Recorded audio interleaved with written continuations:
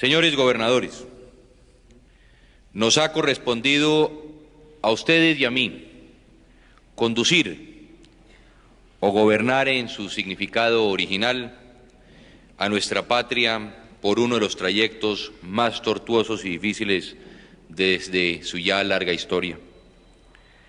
Yo he asumido mi responsabilidad con inquebrantable decisión, ya que dependiendo de la manera en que enfrentemos las dificultades que nos acechan, podremos lograr el tan anhelado camino de paz que corre paralelo del crecimiento y del empleo.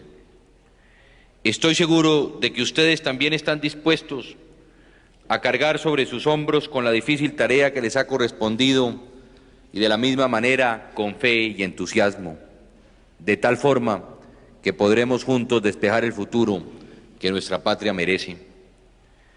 Estamos reunidos en la ciudad que fuera la cuna de uno de los grandes colombianos del siglo XIX, don Tomás Cipriano de Mosquera, quien hace 135 años estuviera a la cabeza de la Convención de Río Negro, la cual culminaría en la famosa Constitución Federal del mismo nombre.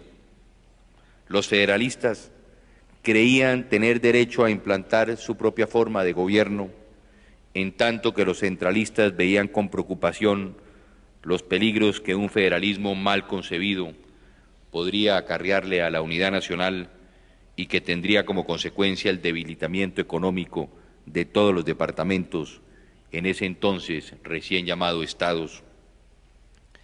Desde la siempre sabia perspectiva histórica, debemos reconocer que las dos partes en conflicto tenían sus dosis de razón.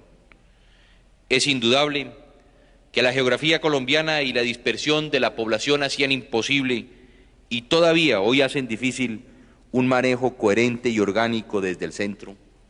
Colombia, hay que reconocerlo, era y sigue siendo un país diverso en razas, mezclas y culturas.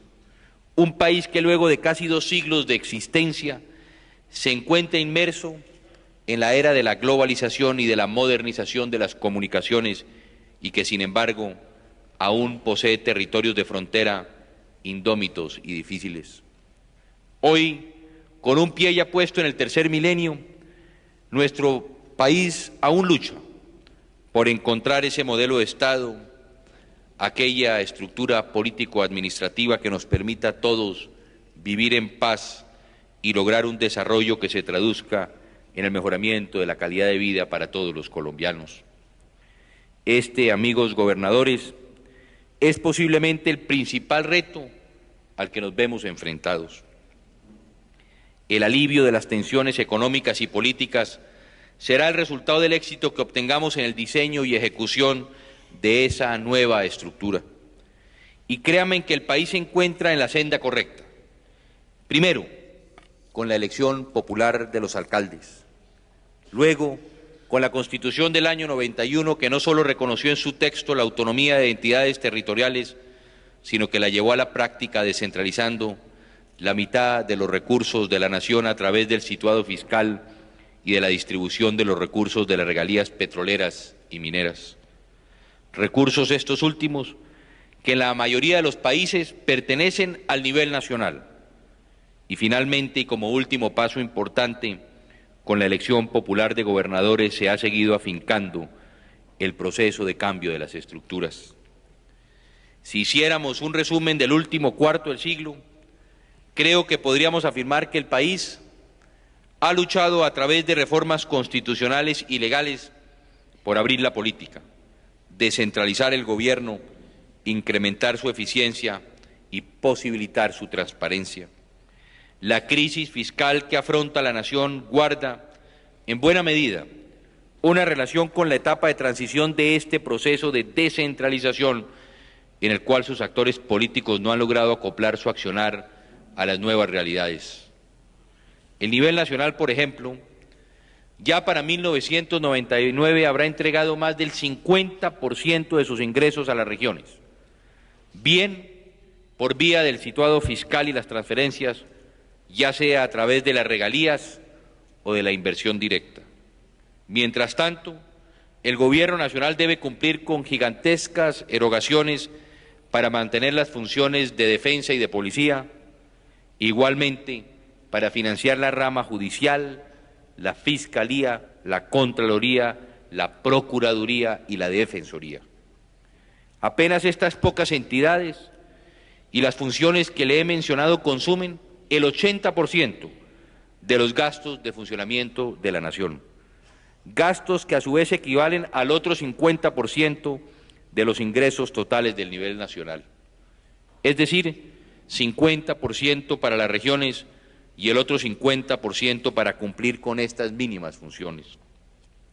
Basta la matemática elemental para comprender por qué la nación se encuentra en semejante estado de crisis.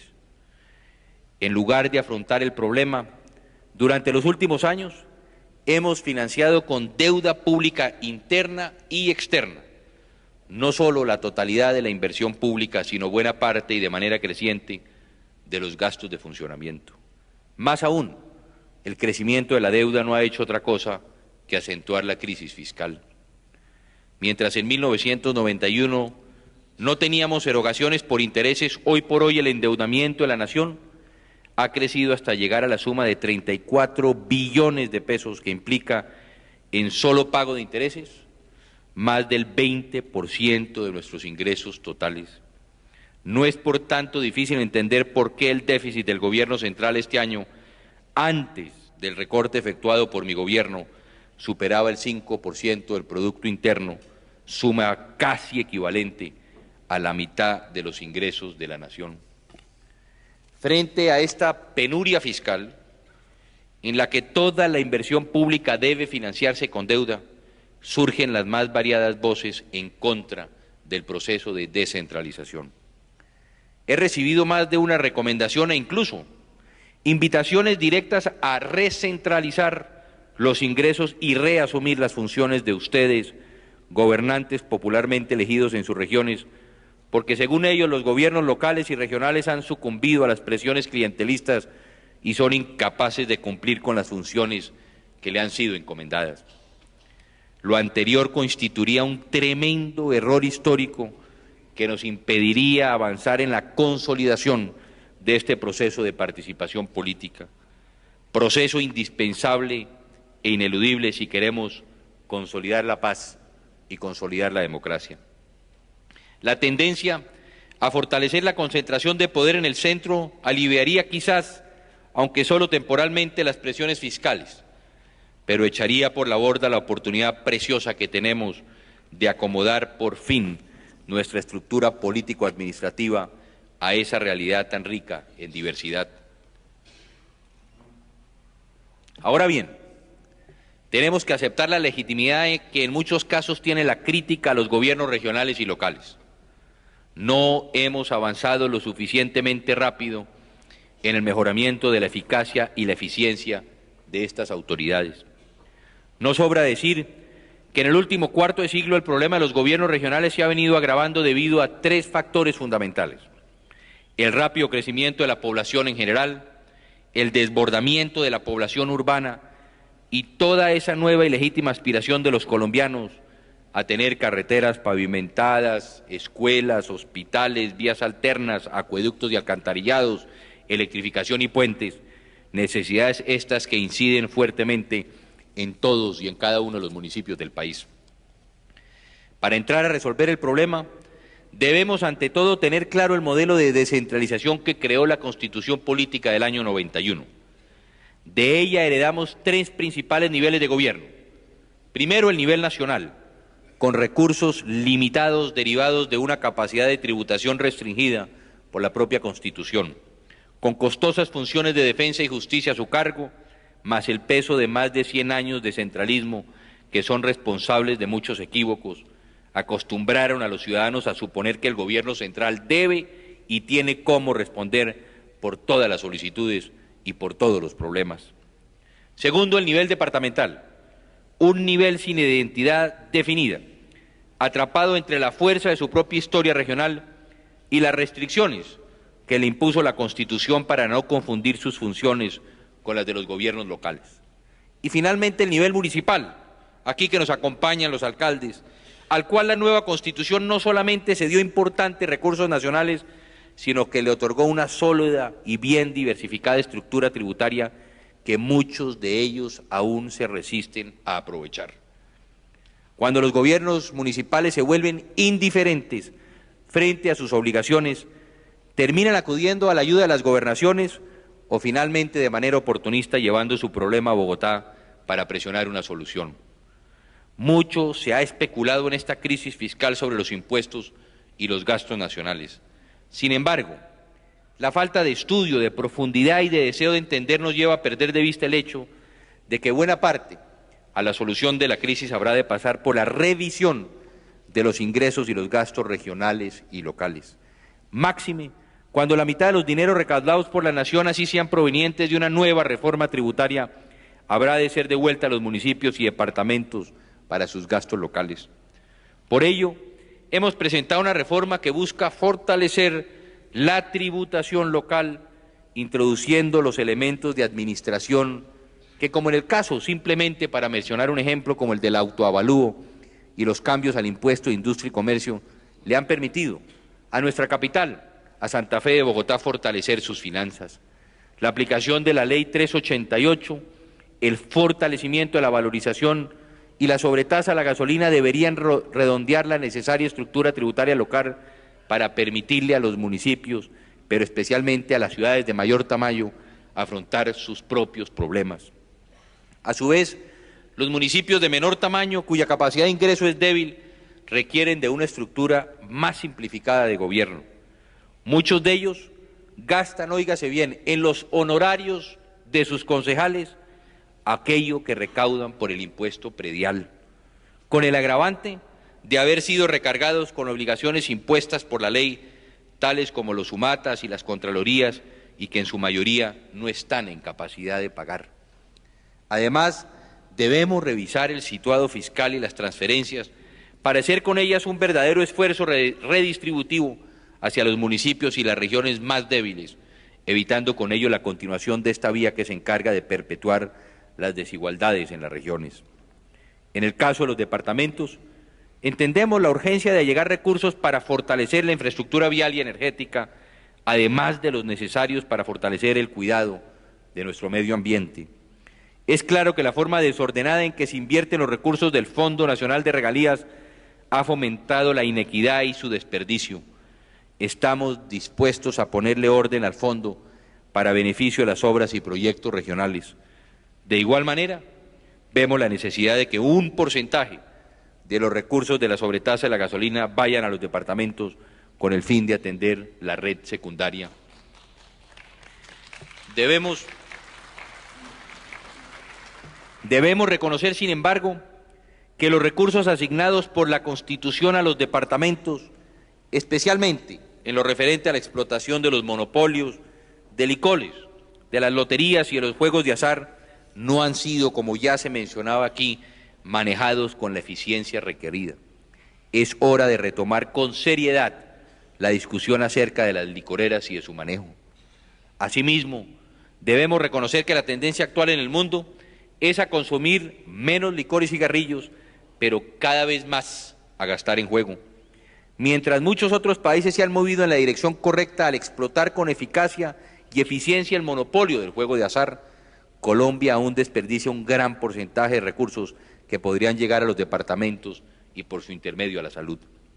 Debemos fijarnos como meta el rescate de estos ingresos departamentales, para lo cual se requiere de un trabajo conjunto que deje de lado pequeños intereses locales y rinda en provecho de todos. Quizá haya llegado la hora de unir a los departamentos en torno a la explotación conjunta de estos monopolios, multiplicando sus ingresos y reduciendo sus gastos de operación. En este propósito y en el de combatir el contrabando de licores y cigarrillos, señores gobernadores, tendrán ustedes el apoyo decidido del Gobierno Nacional. No podemos caer en el facilismo de crear nuevos impuestos difícilmente tolerables para nuestra golpeada economía mientras no hagamos el esfuerzo de rescatar los que ya tenemos. Otro grave problema para las finanzas públicas departamentales tiene que ver con los pasivos laborales, y esto se debe a que hoy no existen mecanismos efectivos para garantizar el reconocimiento de esta obligación. De acuerdo con estimativos preliminares del Ministerio de Hacienda, el monto del pasivo supera el 25% del Producto Interno Bruto y puede ascender hasta el 40% del mismo. Por esta razón, resulta impostergable tomar medidas que eviten comprometer la viabilidad de las entidades deudoras. Pero la solución a nuestros problemas, todos lo sabemos, no está solamente en conseguir nuevos ingresos.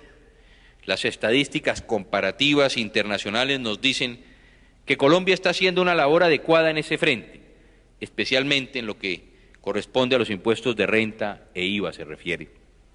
El gobierno nacional, los departamentales y los municipales cuestan mucho, no solamente porque no son eficientes, sino porque están duplicando funciones.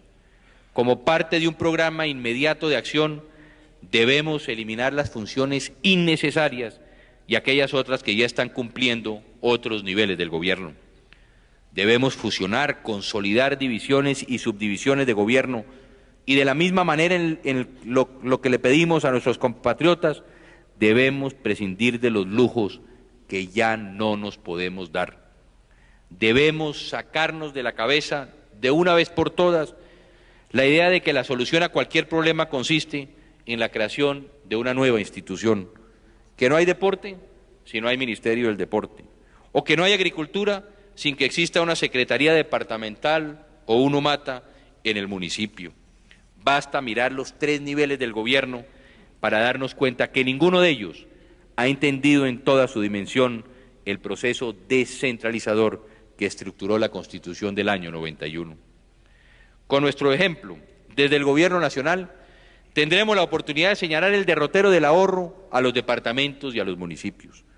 Yo les propongo a ustedes, señores gobernadores, y a través de ustedes a los alcaldes en los municipios, que entre todos, gobiernos y entidades locales, logremos la solvencia económica partiendo del ejemplo que está dando el propio presidente de la República y su gabinete.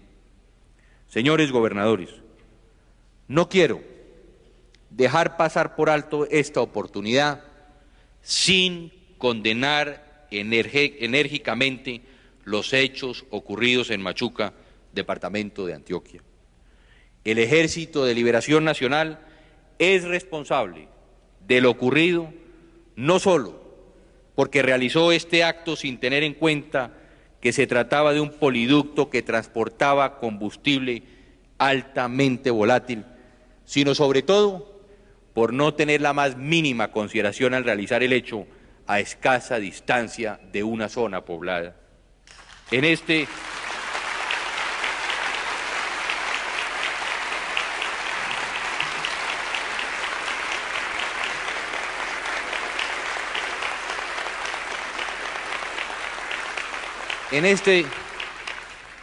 sentido, rechazo las acusaciones formuladas contra el Ejército Nacional y hago un llamado enfático para que en desarrollo del diálogo con los grupos guerrilleros se avance pronto en la consecución de acuerdos que signifiquen hechos de paz, para evitar que los acontecimientos que hoy lamentamos vuelvan a ocurrir. Es necesario que en poco tiempo se logren avances concretos en temas como la plena aplicación de las normas humanitarias. Quiero reiterarles la necesidad de que continuemos con la tarea de la búsqueda de la paz, trabajando de una manera coordinada. Si el gobierno insiste en que su deber constitucional y legal es dirigir todo proceso de diálogo y negociación con las organizaciones alzadas en armas, es porque está convencido que esta es la única manera de lograr compromisos y avances serios. Por eso deseo agradecer el apoyo brindado por ustedes, los gobernadores, el pasado 29 de septiembre, cuando reafirmaron su compromiso con la paz, al mismo tiempo que convocaron a las fuerzas políticas para que mediante la reforma constitucional el presidente pudiera contar con facultades extraordinarias para adelantar el proceso de diálogo con las organizaciones guerrilleras. En el día de ayer regresé de la cumbre iberoamericana de jefes de Estado y de Gobierno celebrada en Porto, Portugal, en la que Colombia obtuvo el apoyo incondicional de todos los países para el proceso de paz que estamos iniciando. La comunidad internacional observa con gran interés estos esfuerzos y está dispuesta a ofrecer su ayuda para que Colombia logre la reconciliación que tanto anhelamos. Asimismo, entiende que conseguir la paz será fundamental para avanzar en la lucha contra el problema mundial de la droga. Y dentro de este esfuerzo, el Gobierno, y en esto quiero ser claro, continuará con los compromisos internacionales de cooperación relacionados con la erradicación de cultivos ilícitos, los cuales considero que han sido eficaces. Sin embargo, mi propósito es que este objetivo vaya acompañado de un programa de sustitución de cultivos de desarrollo alternativo sin precedentes que ofrezca una solución definitiva a este problema. En este esfuerzo, yo quiero comprometer a todos los gobernadores para que me acompañen, pues más allá de constituirse en un compromiso internacional, obedece a la convicción moral de que nuestro país no puede encontrar en el narcotráfico la base para su crecimiento económico. Con la apertura económica abandonamos más de 700.000 hectáreas en el campo, en cultivos transitorios como el trigo, como la soya, el algodón, el sorgo y el maíz, que no han sido reemplazadas. La reconversión agrícola que esperábamos se ha dado apenas lentamente, debido a que por ser un país de trópico, Colombia posee ventajas comparativas en cultivos permanentes que requieren una gran inversión inicial y además obligan a un periodo improductivo por varios años. La falta de capital para afrontar esta nueva agricultura por parte de nuestros campesinos los ha dejado sin empleo y con muy pocas, casi nada, de posibilidades de subsistir. El abandono del campo ha sido, pues, el caldo de cultivo donde se ha fortalecido la guerrilla y se han fortalecido los cultivos ilícitos. Acelerar la reconversión de la agricultura a través de los cultivos permanentes tales como la palma africana, el caucho, los maderables, los frutales o incluso las ganaderías de leche es una estrategia que busca combatir las causas estructurales del conflicto y permitir a la vez el reemplazo de los cultivos ilícitos por actividades rentables y por empleo rural. En la medida en que hagamos que el trabajo retome a nuestros campos, habremos avanzado en combatir la violencia y combatir el narcotráfico. La vitalidad de nuestro país se nutre en parte de la vitalidad de nuestras instituciones. Por ello resulta sorprendente, por decirlo menos, para el país que personas que fueron elegidas por voto popular y han tenido en sus manos la conducción del Estado, sugieran a menos de 3 meses de iniciado mi gobierno que éste no podrá terminar el mandato de cambio para el cual fue elegido por el pueblo colombiano con la más alta votación en la historia del país. Ese mandato es sagrado y lo cumpliré sin vacilaciones hasta su plena culminación.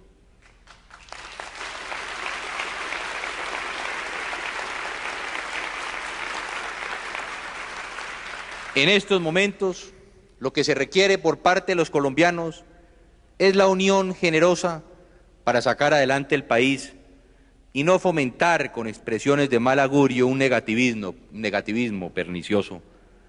Todos y sin distinción debemos contribuir para lograr la paz y la recuperación económica que nos permita conseguir una mayor justicia social. Tenemos por delante el enorme reto de asegurar que la descentralización funcione y que la participación comunitaria y el fortalecimiento político de la nación terminen apuntalando la paz. No dejemos que los enemigos de este proceso nos lleven a recorrer el camino en apariencia más fácil de la recentralización de la autoridad, motivada en la necesidad de centralizar recursos, a riesgo de que descubramos cuando ya sea tarde que por ello sacrificamos la convivencia y nuestras libertades. Hagamos una pausa en el camino y dediquemos nuestros mejores esfuerzos a fortalecer nuestras libertades y derechos individuales al interior de las comunidades en donde vivimos. Muchas gracias.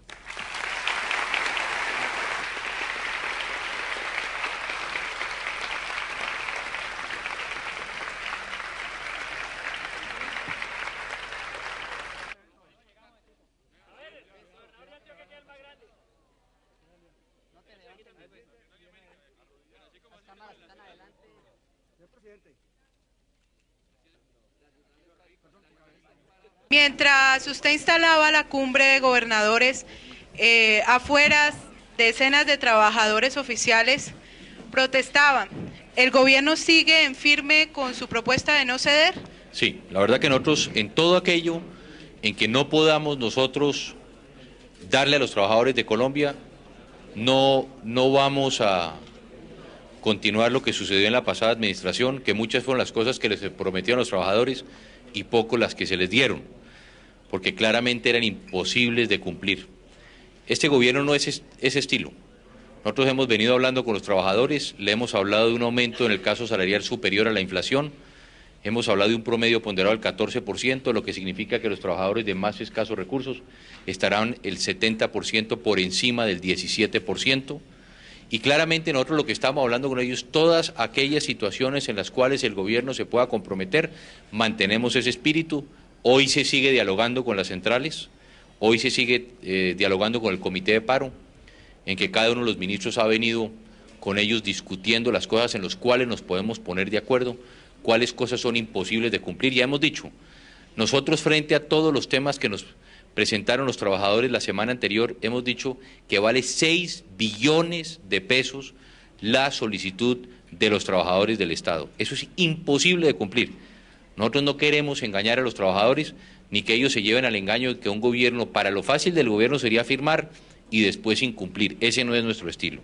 Nosotros claramente hemos hablado de unas políticas sociales que benefician a los trabajadores, pero por sobre todo, no solamente pensar en quienes hoy tienen un empleo, en quienes hoy tienen cómo llevar un pan a su mesa, en quienes hoy tienen cómo pagar la educación a sus hijos, sino la gran preocupación del gobierno en este momento es cómo podemos generar empleo para todos los colombianos, cómo podemos nosotros darle empleo a quienes en este momento no lo tienen. Estamos hablando de una cifra superior al 15%, hay ciudades de Colombia que tienen más del 20%, las políticas del gobierno claramente están diseñadas y están proyectadas para ver cómo y de qué manera podemos generar empleo para los trabajadores que en este momento no tienen empleo en Colombia. Muchas gracias. Pregunta Guillermo Salamanca, de Noticias del Cauca. Señor presidente, sí, Guillermo. Recientemente el expresidente Alfonso López pronunció que debido a las dificultades que hay en el país es muy probable que usted no termine su mandato como presidente. ¿Qué respuesta hay para él? Bueno, ya lo dijimos en el discurso. Claramente vemos con preocupación que alguien que ha sido elegido democráticamente, que alguien ha sido elegido a través del voto popular, esté hablando de este tipo de hechos. El país lo que necesita en este momento no es este tipo de declaraciones. Claramente, como le hemos dicho, tenemos el mandato más grande en la historia de Colombia, más de 6 millones de colombianos votaron por el cambio y vamos a desarrollar ese cambio. Hemos comenzado a diseñarlo, sabemos que recibimos un gobierno que no ha sido fácil, especialmente en el tema económico, pero estamos trabajando, estamos tomando las medidas necesarias para sacar al país adelante. Y aquí vamos a nosotros a convocar una vez más, como lo estamos haciendo, a todos los colombianos. Yo creo que este tipo de declaraciones en ese momento no son buenas para el país y sobre todo quien ha ejercido la presidencia de Colombia. Claramente el propósito, yo creo que del país y de los colombianos es que busquemos la reconciliación entre todos y no este tipo de declaraciones que lo que busca es tratar de dividir. Como presidente de Colombia, mi obligación, mi deber y mi creencia es que nosotros tenemos que convocar, como lo estamos haciendo, a todos los colombianos, para que de la mano, frente a la difícil situación que está viviendo el país, son muchos los sacrificios que vamos a hacer, pero somos optimistas y sabemos que el país va a salir adelante de la crisis que en este momento está atravesando. Pregunta Adolfo León Mejía, de 24 horas. Gracias. Buenas tardes, señor presidente, demás colegas. Dos hechos han causado especial expectativa y un poco de duda, sobre todo en la comunidad internacional.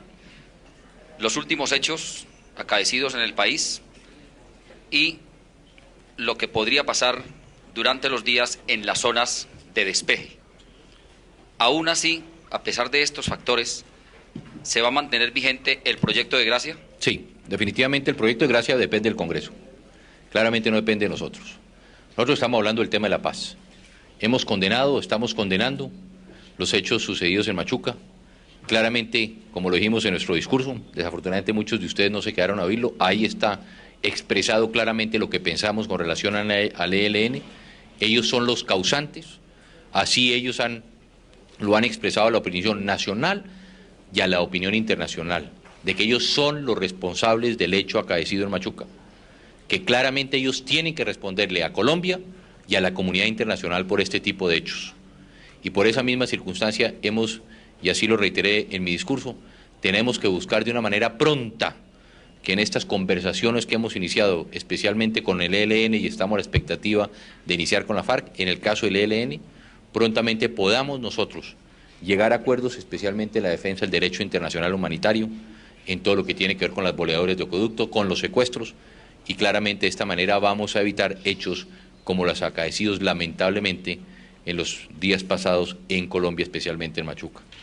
Claramente ellos son los responsables, así ellos lo han aceptado, y insisto, frente inclusive al comunicado emitido por ellos el día de ayer, en que dice si ellos son responsables estarían dispuestos a someter a su propia justicia a los responsables de este hecho, no, que nos lo entreguen a los colombianos, que nos los entreguen a las autoridades colombianas, que nos lo entreguen a la justicia colombiana, y nosotros, la justicia colombiana y el Estado colombiano, será encargado de juzgar y condenar a quienes fueron los causantes y los responsables de este doloroso episodio sucedido en Machuca en los días anteriores. Pregunta Fernando Álvarez de La Voz de Belalcázar. Presidente, bienvenido al Departamento del Cauca. Gracias. A ver, en los foros internacionales se dice que la paz está madura para los colombianos. En la cumbre de Oporto, Portugal, se dijo eso. Hay un respaldo internacional a su gestión de paz, presidente. Usted ha dicho que es el primer colombiano interesado en hacer la paz. ¿Usted está dispuesto a regresar al secretariado, al sitio sede de secretariado de las FARC? Y lo otro es, como usted ha indicado que no hay más interlocutores para la paz, los gobernadores son los que llevan la vocería de sus regiones. ¿Ellos también tienen ese derecho de hablar con los comandantes guerrilleros? Bueno, ellos ya lo respaldaron. Ellos respaldaron precisamente lo que usted anota, que el Gobierno Nacional y el Alto Comisionado son los encargados del manejo de la paz. El pasado 29 de septiembre, ellos le dieron ese pleno respaldo al gobierno. Y lógicamente de la mano con ellos el Gobierno Nacional va a trabajar. Y en segunda instancia, claramente yo he dicho que si la FARC está dispuesta, pasado el 7 de noviembre, que se cumple el proceso de verificación en esos siguientes 90 días, yo como presidente de los colombianos he dicho que estoy dispuesto, al parecer Manuel Marulanda Vélez ha dicho que está dispuesto a sentarse en esa primera mesa de negociación para iniciar el proceso. En ese caso volveremos a estar reunidos en una misma mesa, pero este sí con un objetivo claro para el país, que es comenzar de una manera clara y contundente el proceso de paz para Colombia. Pregunta Juan Carlos Díaz de CBN. Señor presidente, buenas tardes. Usted hacía mención ahora de que con los índices de desempleo hay ciudades que llegaron al 20%. Sí. Cali lamentablemente ocupa ese primer lugar. De acuerdo. Los gremios del Valle están pidiendo un plan de choque especial para activar la economía. ¿Qué le responde ustedes a los caleños? Sí, que nosotros estamos trabajando en eso. El próximo viernes estaremos en Camacol y ahí vamos a hacer algunas apreciaciones, vamos a hacer algunos planteamientos que nosotros creemos que van a ser importantes no solamente para sacar a Cali, para sacar al Valle de los problemas que está atravesando, sino que van a ser de beneficio para el país. El próximo viernes esperamos en la Asamblea de Camacol, que estaremos en Cali, además de la reunión que vamos a tener con los gremios, de fijar con el alto gobierno los mecanismos que nos permitan a nosotros diseñar esas políticas y esas nuevas estrategias para que podamos sacar no solamente a Cali, sino al departamento del Valle y al país de la crisis que actualmente está atravesando. Pregunta Silvio Sierra del País, la última pregunta. A ver, señor presidente, Sí, me Silvio. encanta mucho verlo por acá de nuevo. Muchas gracias. A ver, como usted también es periodista, pues después de su discurso buscamos reacciones, ¿no? Sí. El gobernador del Valle, el doctor Gustavo Álvarez Gardiazabal, dice: salí anonadado de escuchar al presidente, porque creí que nos iba a dar la oportunidad de que con un equipo de colaboradores como nosotros íbamos a hacer, es decir, dice él que se siente muy defraudado, porque él creyó que usted los iba a convocar a una gran unidad nacional en medio de la crisis. ¿Qué opina de ese concepto? Bueno, es discrepo, porque claramente, como se lo dije a usted, la propia cumbre de gobernadores o el pasado 29 de septiembre, ellos mismos, yo creo que le dieron un respaldo muy importante al gobierno en el tema de la paz. Lógicamente, hay veces hay cosas que no gustan uno decirlas, pero yo creo que, como decía el propio gobernador del Cauca, hay que hablar con la verdad. Yo creo que eso es lo más importante y claramente yo creo que utilizando esa expresión que existía precisamente en el Palacio de San Carlos, es amigo del gobernante el que le dice la verdad y le aconseja el bien, y ese yo creo que es la función del gobierno. Muchos estaban a la expectativa de creer que el gobierno nacional podía cumplir con muchos de los compromisos. Claramente yo creo que aquí hay que hablar con la verdad. Estamos atravesando una crisis complicada, difícil del orden fiscal, estamos tratando de tenderle la mano a los gobernadores. El gobierno nacional ha cumplido con sus transferencias. Sabemos, porque además así es la expresión que han utilizado aquí los gobernadores, mucho del manejo, especialmente en el tema de la educación, en el tema de la salud, fueron utilizados los institutos que tienen que ver con estos temas, con política, de nombramientos en los cuales en lugar de aumentar las camas, lo que se aumentaron fueron precisamente la burocracia, en lugar de invertir precisamente en la educación y en la mejora se aumentaron los maestros, sin tener presupuesto. Todos los gobernadores se han quejado, yo creo que no hay un gobernador que no se haya quejado por la situación económica que le dejaron sus antecesores, y lo que estamos diciendo nosotros como Estado es cumplimos, pero también tenemos que buscar eficiencia. Tenemos que buscar gestión administrativa para que además el gobierno premie esa gestión administrativa, que tenemos que buscar mecanismos que le permitan, y eso es lo que les estamos proponiendo a los gobernadores, de que ellos también puedan tener, y especialmente los alcaldes, así como los gobernadores le piden al alcalde, al presidente, los alcaldes le piden a los gobernadores. Yo creo que hay hechos, poníamos el caso de Bogotá, que con temas tan importantes como el del autoavalúo, el de buscar otros recursos, como la reforma al impuesto de industria y comercio, se lograron conseguir recursos para sacar a la ciudad adelante. Yo creo que aquí hay que hacer un esfuerzo entre todos, y claramente nosotros no veníamos simplemente, insisto un poco a la primera pregunta que hacía la colega periodista, de venir a prometer lo que es impagable, sino que claramente ver cómo podemos de la mano trabajar para hacer más eficiente el Estado colombiano, cómo puede ser más eficiente el departamento y el municipio. Y de la mano, el gobierno nacional está dispuesto a tender la mano, eso fue lo que le dijimos hoy a los gobernadores, trabajemos frente a los escasos recursos que tenemos con relación a unos proyectos que sean prioritarios para las regiones, y de esta manera regiones y el Estado colombiano podamos nosotros invertir para buscar precisamente sacarlos de la crisis que actualmente se encuentra. Hemos quedado en hacer una reunión adicional en los próximos días para continuar discutiendo con los gobernadores, pero claramente, y en esto lo dije en el discurso, lo reitero en el día de hoy, hemos obtenido el respaldo de los gobernadores en el manejo de la paz. Ahí está concentrada buena parte de nuestro esfuerzo, y es con ellos y de la mano con ellos como vamos a hacer la paz en Colombia. Muchísimas gracias a todos los colegas.